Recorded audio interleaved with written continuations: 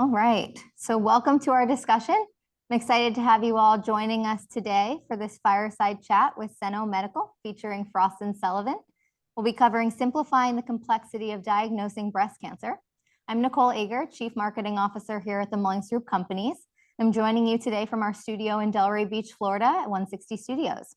I'm thrilled to be your moderator today, and I'm excited to have our esteemed panelists, Tom Umbel and Sudhakar Mishra, joining me. So let's jump into our panelists a little bit here. So Tom Umbel is the CEO of Seno Medical Instruments. He's joining us from San Antonio, Texas today. And with over 40 years of leadership in medical devices and diagnostics, with 27 specifically in breast imaging, he has guided startups to successful acquisitions and led large organizations through strategic growth and M&A efforts. Tom is deeply committed to enhancing the overall patient experience and is dedicated to revolutionizing the field of diagnostic imaging. Hi, Tom. Hi, Nicole. Pleasure to be here this morning. Great to have you. And Sudhakar Mishra is the Senior Director of Growth Advisory, Healthcare and Life Sciences at Frost & Sullivan. He joins us from Pune, India, and he has over 20 years of experience as a healthcare strategist and excels in strategy formulation, P&L management, stakeholder management, and complex product introductions. He is dedicated to enhancing patient and staff experiences and improving healthcare outcomes. Welcome, Sudhakar. Hello, everyone. Pleasure to be part of this discussion today. We're looking forward to it. So just as a note to our audience, during the discussion, please feel free to ask questions through the Q&A function, as we will have time to cover these at the end with our panelists. And with that, let's jump in. So, Tom, we're going to kick it over to you first. And in just a couple of minutes, would you please explain who Seno Medical is and what you all do? Sure. We are a medical imaging company based in San Antonio. We're dedicated to commercializing new products to improve cancer diagnosis by using primarily laser light, but in addition to that, artificial intelligence and sound. Our first focus with our Imagio imaging system is to simplify the complexity of breast cancer diagnosis by providing clinicians with more information earlier, and it's a key point there, via our new FDA-approved modality. Not only does our technology include anatomic information, but also functional and morphologic characteristics. It's all performed non-invasively without any contrast agents, radiopharmaceuticals, or radiation to the patients. We use 2 wavelengths of laser light combined with a grayscale ultrasound real time. So as you move the probe, as you would an ultrasound, you'll see the OA laser characteristics move right along with it. And what that delivers to us is real-time oxygenation information with respect to the vasculature in and around a mass. This allows the radiologist to better distinguish a cancer mass from a benign mass, and allows the clinician to clearly see hypoxia or angiogenesis that may be occurring in and around a mass. Those 2 attributes are hallmarks to determining whether someone has breast cancer. The advantage to hospitals and patients is that using our technology earlier in the cancer journey will generate less exams to determine whether they need a biopsy or not. Today, women are getting multiple exams, diagnostic imaging exams, before they ultimately end up getting a biopsy. And in many cases, women are getting 2, 3, and 4 diagnostic exams before that decision is made. And then ultimately, 70 to 80% of the biopsies are negative anyway. So the bottom line here is that we have failed the radiologists in giving them a modality that will enable them to have the confidence to declare a mass benign when in their gut they know it is. And that's what Imagio is all about. We're providing that modality now that gives them the ability to downgrade those masses and avoid those additional imaging procedures and unnecessary biopsies to be able to get the women to the proper diagnosis. Thank you for sharing, Tom. A very important technology in the future of breast imaging, absolutely. Sudhakar, would you please tell us a bit about Frost & Sullivan and your role as an advisor? And then I have another part of this question, followed by your talking about Frost & Sullivan's prestigious Enabling Technology Leadership Award and how you came to recognize Seno Medical as the 2023 recipient. So Frost & Sullivan is a growth consulting company. So we have been a company for the last 60 plus years, driving the growth of multiple companies into healthcare as well as non-healthcare areas. So the idea is very simple. We know that every company goes through some growth challenges and they would like a partner who can come and help them navigate this journey. So as part of it, we really look at what is happening in the industry, what are the industry trends, what will shape up the future of healthcare and life sciences. And then we also ensure that we provide the right guidance to the CEOs and also marketing directors, VPs, and strategists who can help drive the company. As part of the company initiative, we also look at what are the technologies which are emerging in the imaging field, and what we look at some of the innovative technologies which will shape up the future of patient care. So when we were looking at last year on this whole landscape, and one of the key area of awards is around enabling technology. So basically, if you look at the Frost & Sullivan Awards, there are multiple categories which we recognize. The Enabling Technology Awards typically are looking at two main pillars, which is mainly around the technology leverage and the customer impact. So when I say about technology leverage, basically it looks at what is the commitment to innovation which a company is looking at. So by that, I mean that what are the kind of real latent needs of the customers a new technology is actually solving. How much of the creativity company is showing in terms of designing and developing their solutions. So one key element of this award is also looking from the technology landscape around the creativity. And this can be multiple areas of creativity in terms of the technology, in terms of implementation, and also we look at that very seriously.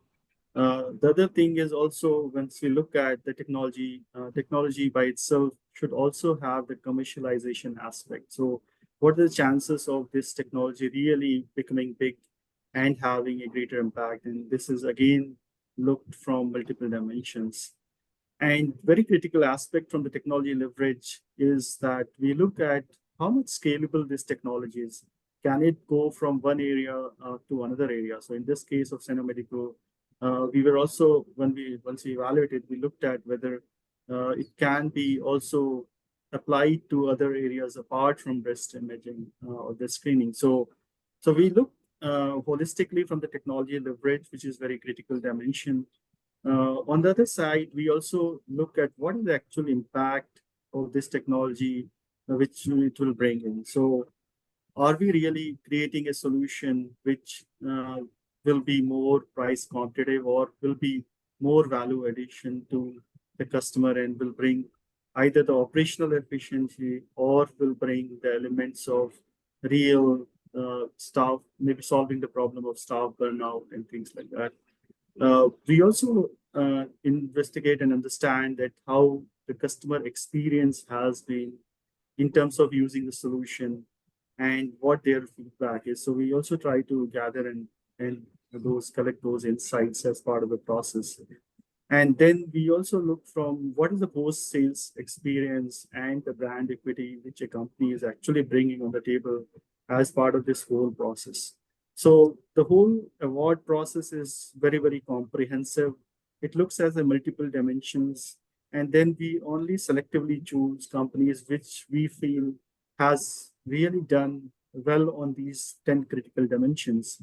And then finally, we come out with the best companies in the world, which are excelling in this particular industry. So in this case, we recognize Seno Medical as a leader into the imaging technology because they have brought in a very, very innovative technology, which was not seen for many, many years. And it will also bring a radical change in terms of how the breast screening will happen in the near future. So it's very futuristic technology, and we felt that it should get its due recognition as part of this Frost & Sullivan annual awards process. So So that's a little bit about the award and what we do as at Frost & Sullivan.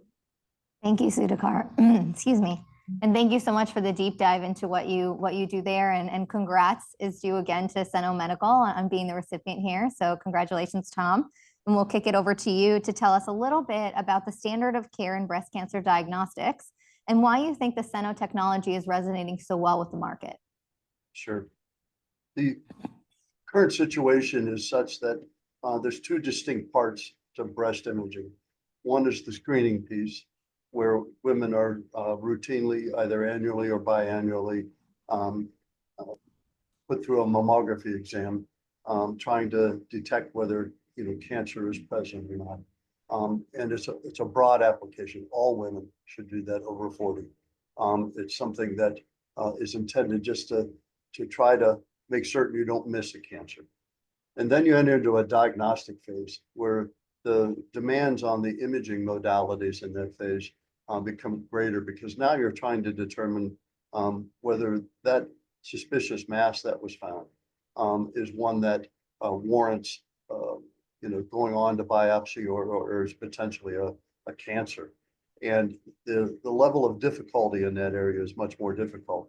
Plus, the challenge we have as a medical imaging provider is to get that probability below 2% with confidence. A 2% probability of malignancy or higher has to be biopsied. So you can see how low that threshold is that we've got to give the radiologist that kind of confidence to be able to declare a mass benign under those circumstances. Today, there's about 30 million women that get a screening mammogram done, out of which about 20%, about 10 to 15% of those women, they go on to a diagnostic procedure beyond that, trying to determine whether the suspicious mass they found is warranted to go to biopsy. But there's also women that come in through the palpable mass. Either the woman herself felt the mass in her breast, or a physician did. And those women also enter into that. So there's about 2.5 million women that come into that. Those 6.5 million women that go through the diagnostic phase then ultimately end up today with 1.6 million of those women being biopsied, or roughly a quarter of all the women that enter that diagnostic phase ultimately end up getting a biopsy. And then, like I said, about 70 to 80% of those are negative. So only about 300,000 cancers are found each year in the United States through this whole process. The scary part about this is it takes about, on average, 7 weeks to go through that process in the United States. We extracted this from a large clinical study we did on all the coding that's been done around breast imaging for the last 10 years. And nobody claims to have that 7-week waiting period, but that's the average as you look at what's happening there with respect to women going through this process. And that whole time, mentally, they're going through a double mastectomy in their head. I've got breast cancer, and the angst that goes along with that, which is we just got to improve on that. It's just not acceptable. And so that's what Imagio is all about. How do we get them the right information to make that decision sooner in the diagnostic process? And how do we make sure that process in making that decision doesn't miss any cancers, but is highly accurate in terms of that diagnosis? And that's really where a lot of the innovation here and a lot of what Sudhakar and his organization was looking at is how do we go about doing that process to make that happen. And so it became a combination of the two sciences, the laser science and the ultrasound science, putting those two together so that the ultrasound provides the anatomical features and the laser then provides the functional information, both the ability to see blood vessels related to a mass and also the ability to see the oxygen content of those blood vessels real time. And so that's what we're focused on, is by providing that functional information that we can give the radiologist new information. AI technology today only takes the information that you normally use and hopefully analyze it and point things out differently that a radiologist may miss or do it more quickly for them. but it's still using the same information, the same anatomical information that's available from those modalities. In our technology, we're providing new information, functional information, the ability to see the blood vessels and the oxygen content of those blood vessels that they've never had before. And then we superimpose that on top of the anatomical information. So it's provided in conjunction with what they currently have today. The end result then is they get a much better diagnosis. If they use our technology first, as they enter that diagnostic phase, the impact that it has is it not only prevents a lot of women from going to biopsy when they really don't need it, but it also reduces the number of diagnostic procedures that are being done on those women and the length of time between getting that suspicious mass found either from being palpable or through a screening mammogram to the diagnosis that they have to deal with today. And it cuts that time in half or less. And that's the big thing that we impact on the patients and therefore free up time to the radiologists as well. Today in breast imaging, the radiologists and the technologists are probably overloaded more than ever before. Coming out of COVID, two things happened. First of all, women didn't get their screening mammograms, and now they're catching up. And a lot of them that are catching up are finding cancers because they didn't get it done at a later stage as a result of that. And then also radiologists and technologists left the industry. And they just said, I'm not going to do this anymore. And the combination of those two has really put a lot of workload on those professionals. And we're trying to help them lighten that load by doing fewer procedures for fewer biopsies and focusing on the screening side. That's really important for women to take care of. Sudhakar, do you have anything else you'd like to add about diagnostic imaging and about the diagnostic imaging industry, particularly related to breast cancer? Sure.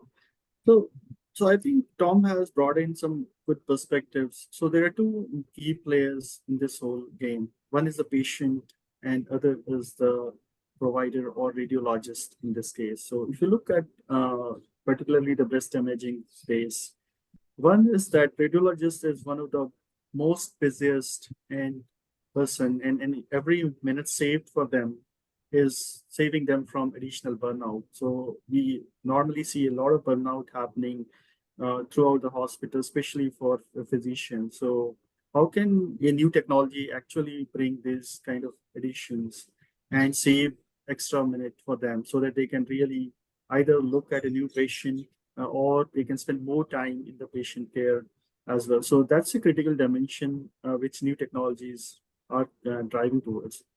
The other critical thing which also Tom mentioned and is very equally important is now we are seeing a lot of fusion of different technologies cross modalities. So earlier we used to see that modalities looked as standalone.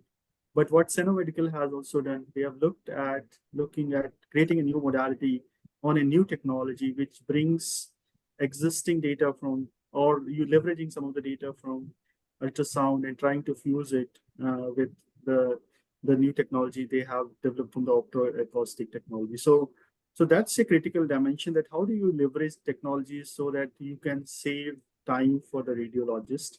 That's a critical dimension. Looking from the breast imaging, I will say that it's still a very small piece which has been into the screening space. So if you look at especially developing markets, right? So breast screening is still a very, very small portion because there is a social stigma around it. And also there are people who are actually not going for regular screening programs because of reimbursements and other reasons. So there are massive screening programs which we'll see also coming in the near future. And the kind of patient load will also gradually grow, not only in the Western world, but also in developing countries. So how do you really ensure that this increasing patient load, especially in breast screening, is being really handled and controlled in a good manner from the technology perspective?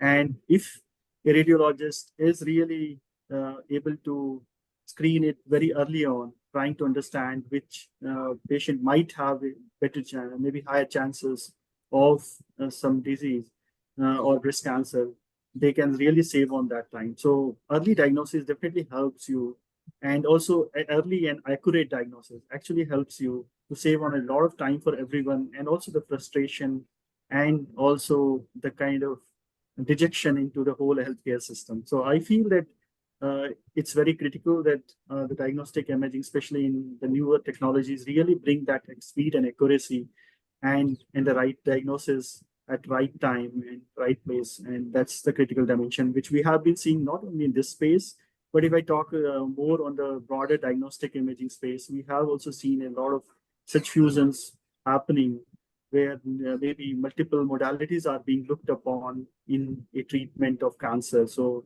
we have seen tumor boards coming where you have multiple modalities and data coming from multiple modalities really brought together to really help in the patient care.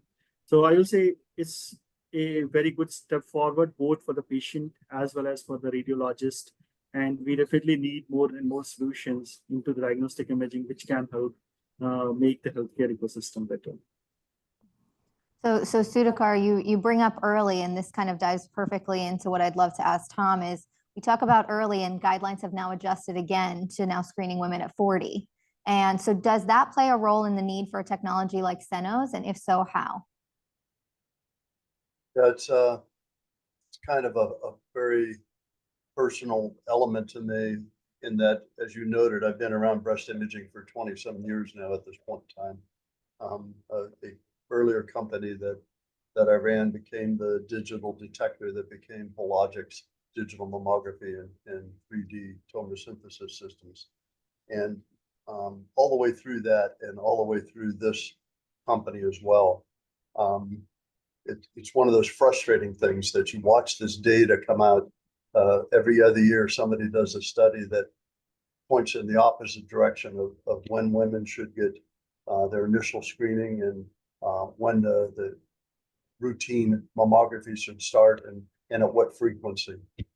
There's been so much done to reduce the radiation related to breast cancer screening and diagnostics at this point, that I just get very frustrated when anybody starts to talk about doing screening later than 40 years of age. That's the current guideline. I could argue that there should be one earlier than that. We have many women who are dying younger than 40 from breast cancer because they never got screened. And we've got to find ways to do that, and to communicate that, and have women feel safe in doing that.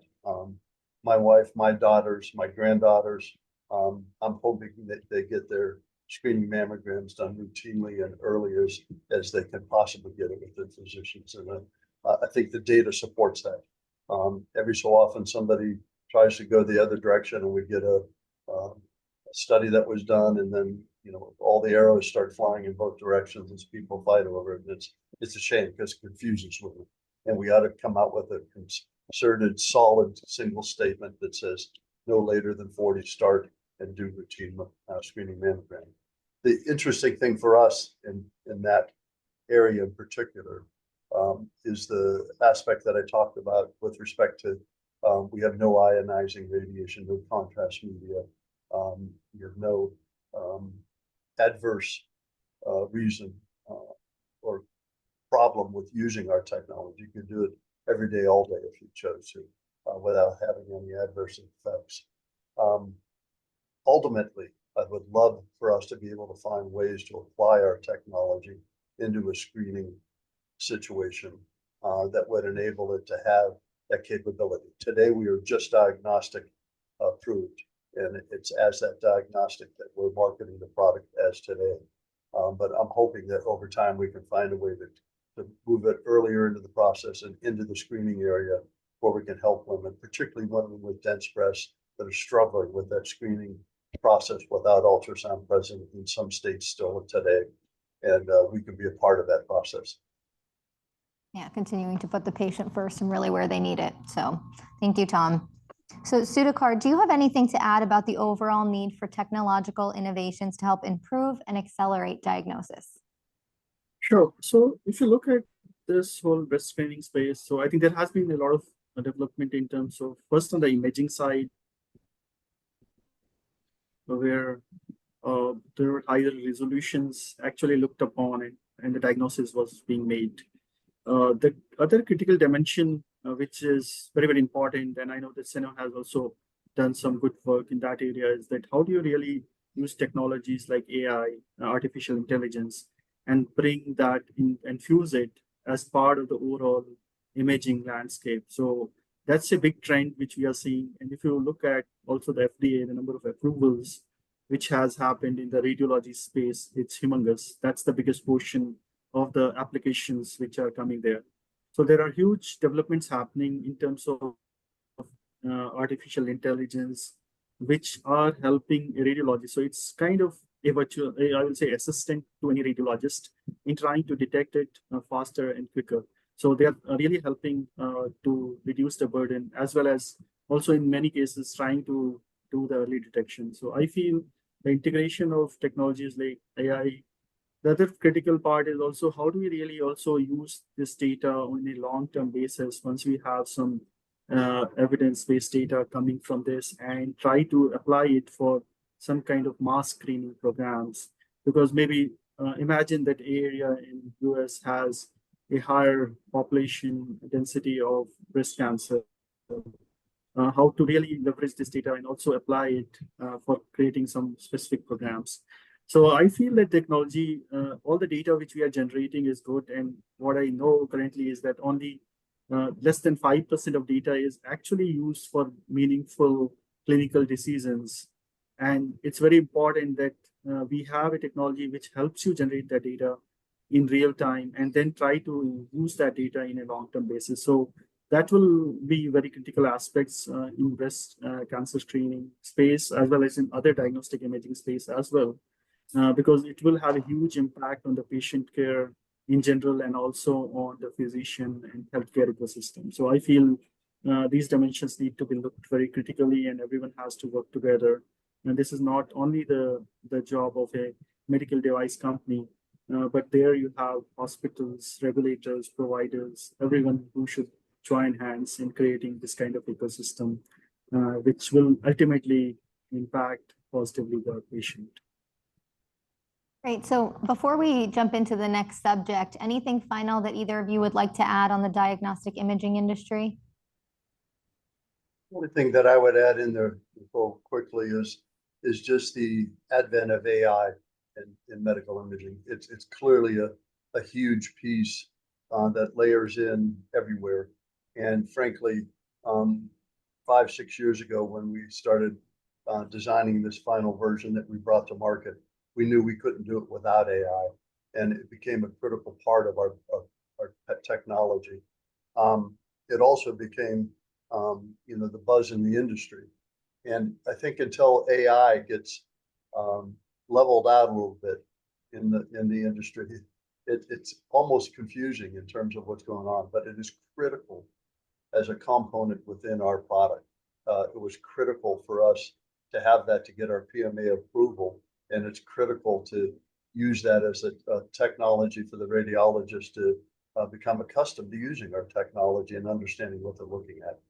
But I think AI is one of the critical things that we have to watch for in our industry, make sure it gets applied appropriately, make certain that it's really bringing the value that people think it has, and integrate it right into what we're doing every day.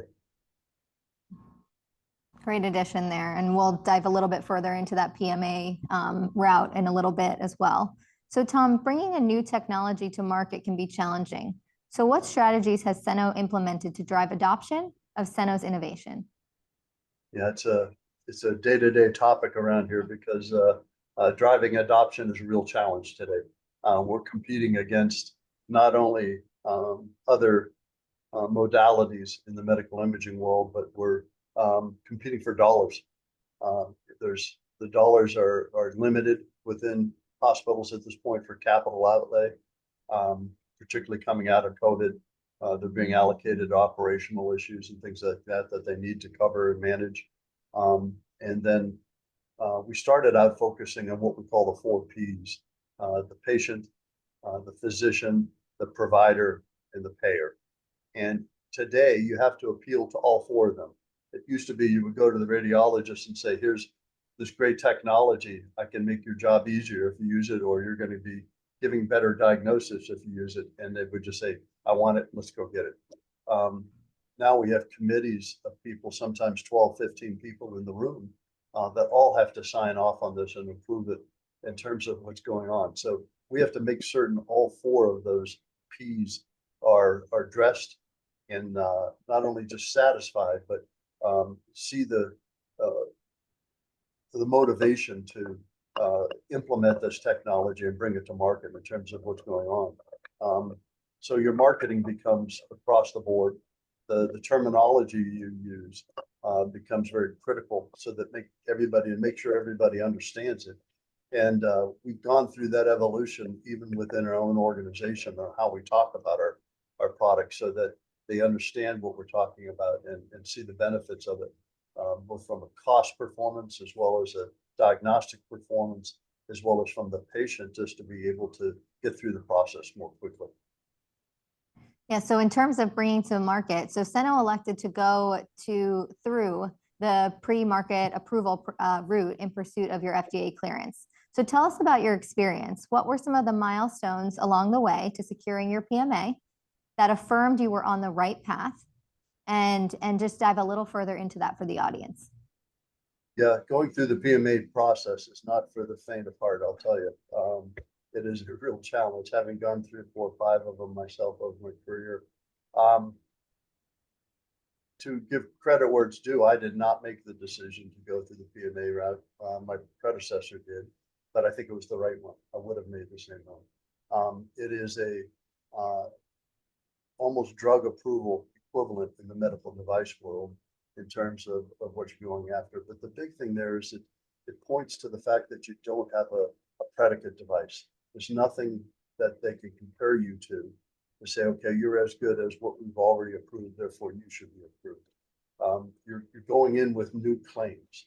And that was the critical driver behind going through the PMA, because we wanted to come out of the study saying that we were superior to what was being done prior to us bringing this to market. And that was the critical piece that was a part of that. Our initial efforts around that looked like they were going to fall short. And so we kind of went back to the drawing board. And that was when we implemented the AI tool that we were talking about, the Senogram, as a decision support tool for the radiologist. We found that they were very good at scoring the features that were related to using our technology, but taking all of those features and weighing them properly and adding them together and coming up with a cumulative answer as to whether they're looking at a malignancy or not was very difficult. And the AI tool enabled them to do that. It also gave them a hard and firm number and the ability to place a patient properly in the BI-RADS situation that they've never had before. And this is a very powerful portion of that. And so all of those things would not have been enabled if we had not gone the PMA route. We needed to go down the PMA route to make those claims. And frankly, we've discovered since then that we're only scratching the surface. There's so much more we can do with the data that we've accumulated thus far in terms of prognostic biomarkers and things of that nature going into the future around neoadjuvant, and then potentially applying this technology to other areas beyond breast imaging. Sudhakar, anything you'd like to add about this specific regulatory pathway? Sure. So as Tom mentioned, I think the FDA approval itself is a task, even for the bigger enterprises. I have worked for a couple of those and I can vouch for it because it's a lot of evidence generation and trying to satisfy the regulators that whatever you're launching is safe and secure and accurate from all dimensions. So patient safety is always kept on the forefront. So it's not easy job, even for the bigger medical device companies to really go and fight sometimes and get these approvals, and you get questioned for many dimensions as well. So especially for, I would say, emerging companies like Seno, I think it's also a good pathway what they have chosen in terms of really trying to create a lot of evidence, trying to ensure that they have all the data which the regulators need. Because as Tom mentioned, that if you don't have a predicate device, it's nearly impossible for them to compare because they are starting from almost zero. And they will not do the evidence generation. They will ask you to generate the evidence and try to validate and test that whatever you are doing is correct. So I feel that it's a bit challenging and sometimes also draining for any emerging company to really invest heavily. But I see that companies like Seno are actually putting that effort and have gone through that cycle of this regulatory pathway. And once you are done with one cycle, things start becoming easier because then they start understanding a particular modality, trying to understand the implications of it, and then you have to do incremental work. So I feel it's good that they have invested heavily on in-house resources and with a clear regulatory strategy, which will help them also in the near future. So before we jumped on the webinar, Tom, you were mentioning just how wonderful the group of people around you at Seno Medical is. And so I'd love to jump into a little bit more on the talent side of things. So hiring and retaining top talent is at the epicenter of medtech and bringing new technologies to the market. What measures are you taking to attract and retain top talent? Yeah, it's a real ongoing, everyday kind of process around here. Medical imaging, as big a industry as it is, it's small enough that everybody knows each other. And when they want a specific individual or a specific talent, they probably know somebody that's in that space. The other challenge we have being located where we are here in San Antonio is having Austin just up the road a ways here with a lot of the new technologies, Tesla, and Amazon, and others that are moving into the industry and the area up there heavily. So retaining people here is always a critical piece of that. So I think we work very hard beyond the pay and so forth that we traditionally use to reward these individuals and to keep them engaged here, and making certain that everybody's a part of what we're doing. As I walk around this company, I think I know every single individual here fairly well that I know to ask about their families and things of that nature. And it's old school kind of mentality of family oriented situation here, but we are an incredibly tight group of folks. We've upgraded folks along the way when we needed to. This company made a transition from being an R&D company to being one that needed to commercialize a product, and that experience was not in here, so we made changes along the way. There's people here though that were here when I got here 8 years ago, and they've established the value that they have, and we make certain that they recognize that and that we have high value for what they're doing. But we still lose some people occasionally, particularly young, bright engineers, that come through here, get attracted to, go shoot off rockets for Bezos or do other things, that are out there in the industry. And we have to quickly, react to that. Fortunately, I think people understand what we're doing here and that it's a novel situation. And as we speak to people on the outside about what we're doing here, they get pretty excited about it. That's one of the neat things about being involved in healthcare from the OEM perspective, in terms of the things that you're doing, when you're helping people, improving, life for everybody here in our country, in the world for that matter. And that extra appeal has some real value and a real tug on people when you're talking to them about potentially coming in. Mm-hmm. Knowing the value and impact that you can have on the larger community is huge, and being able to provide that to someone for their not just job but their career as they grow is monumental. Yeah, it is. I mean, everybody wants to be rewarded financially, no question. We'll do our best to make certain that we match that and meet that. But if you don't create the other things, they're not going to stick around. Mm-hmm. And, when people are even leaving, and I do exit interviews with them, I make sure they know how much I valued them while they were here and wishing them well going forward. And frankly, in a couple of cases, told them, that if you don't like it there, come on back. And, it's a good situation here with those folks. Mm-hmm. And I'm sure it's much appreciated in this discussion. So Tom, what's on the horizon for Seno Medical? Expanded applications in breast? Are there other intended applications for optoacoustic imaging throughout the body? international expansion? I know we talked about a couple of these pieces earlier about what you hope to see, but kind of what's on the more near future horizon? Yeah, there's a ton of things in that regard, Nicole. It's clearly optoacoustic imaging, our Imagio system has potential for application beyond breast imaging. We've already demonstrated through a feasibility study that we can image thyroid with the same success that we're imaging breast right now. And we're furthering our clinical effort in that, starting in Europe here very shortly. We've also discovered that we can deal with neoadjuvant. Fact that we're looking at the effect on the vascularization as our hallmark indicators that impact on that with chemotherapy and the neoadjuvant chemotherapy regimen is more evident in our technology earlier than it would be in any of the others. So whereas today they wait 90 to 120 days after they start a chemotherapy regimen, we think we can make that call much earlier in that process. And therefore, if it's not going well, make that call early enough that they can make an adjustment if they choose to. Beyond that, then we've actually built a intracavity probe that will enable us to go after the prostate and OBGYN applications for cancer as well. The big thing that you need obviously is money.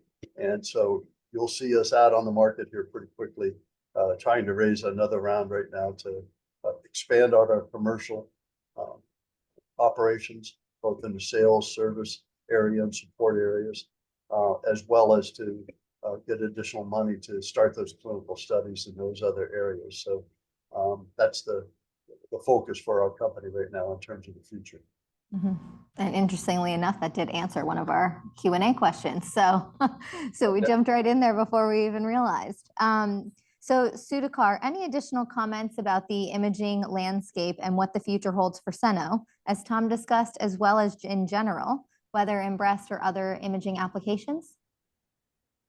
Sure. So if you look at the overall imaging landscape, it is evolving both in terms of the solutions which are trying to solve complex diseases and also, so we see that movement already happening where a lot of established companies are also investing huge amount of money in making imaging better and faster and accurate. And thanks to all the startups like Seno and also I will not call it startup emerging companies, which has been there for quite some time and making a technological shift and trying to create some new areas. The best part is that, as we also briefly touched upon as part of the initial conversation, is that how do you really reduce the burden for the whole healthcare ecosystem? Because if you see anything which is waste into the healthcare is adding also to the healthcare cost, and which is phenomenal. So what Seno Medical is doing is exactly the same. So they have brought in a technology which brings more kind of data points, which brings more insights, as well as also reduces the burden both for the hospital, physician, and patient. So they are on the right track. The other critical aspect is also health and safety or safety aspect in terms of radiation dose, which also Tom touched upon. So how do you really also don't expose the patient with radiation because it might have a negative impact on the health of the patient. So I feel if I have to sum it up, I think they have a phenomenal product. They have a patient need which is being served and also helping the physicians to drive faster decisions in a real world scenario. So I feel the future is bright for Seno as well as for the imaging technology in general, because companies are investing heavily in also new areas, trying to see how they can cross leverage or infuse these technologies across modalities and get the right solutions for the patient. So yeah, I feel very positive and enthusiastic about this whole imaging industry really making huge steps technologically towards patient care. Thank you, Sudhakar. And thank you, Tom, as well, for such a dynamic discussion today. I think we're going to jump into some Q&A as we've got some piling up here. So let's jump into the first question.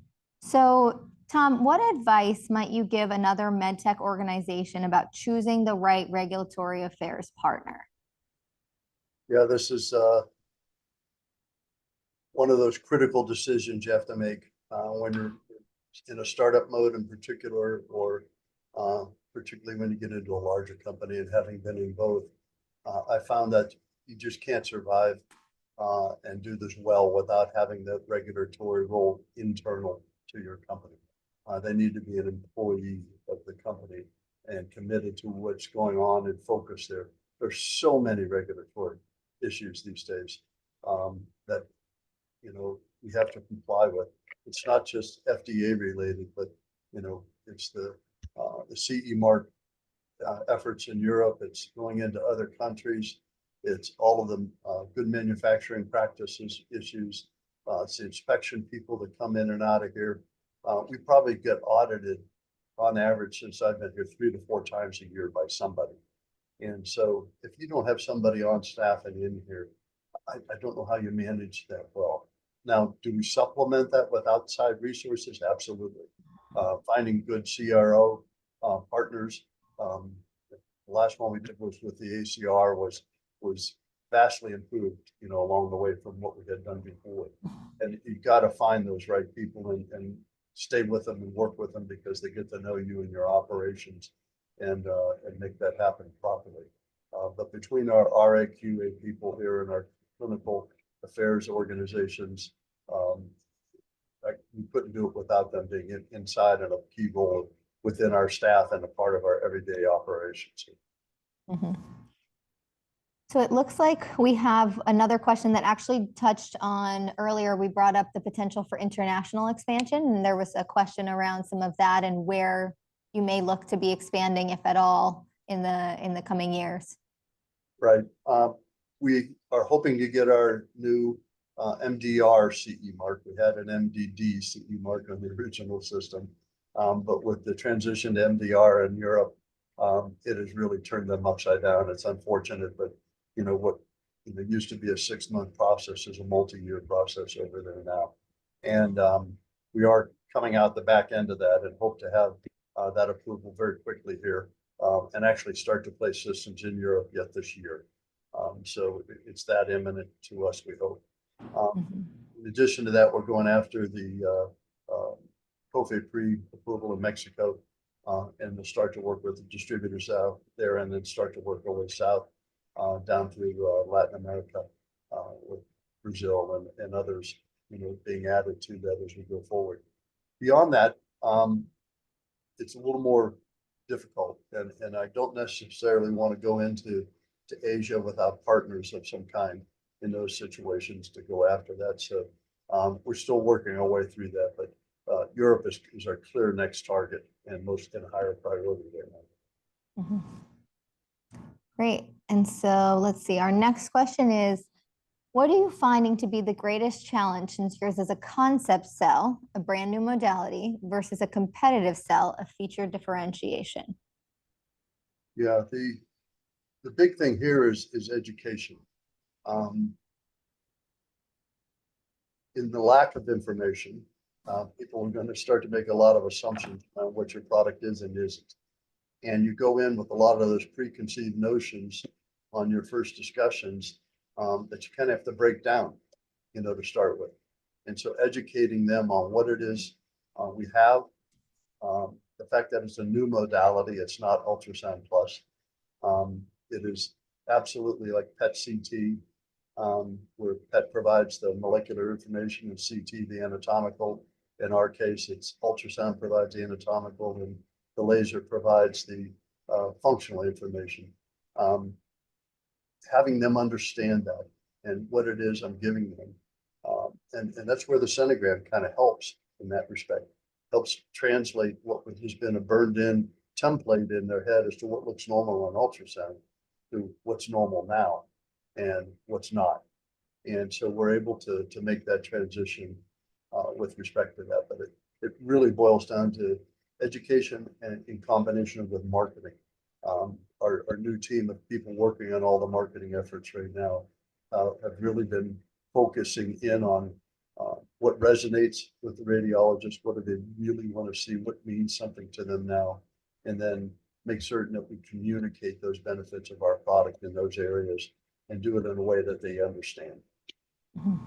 And so earlier you also brought up about going for your next round raise here. So we've got a question of how have you sustained investor interest over the course of your path to commercialization? Yeah, the blessing that we had was the existing investors who stayed with us very loyally for a long period of time, and get up every morning and thank God for them. But you've got to bring in new money at some point, and at this point in time, there may well be even some institutional money that comes into the company in this next round. So it is vital to us. It is going to take a sizable amount of money to increase the commercialization effort here and expand to the point that we need to do that. And so we're out trying to raise that right now. It's probably going to be a month or so before we're on the street with that.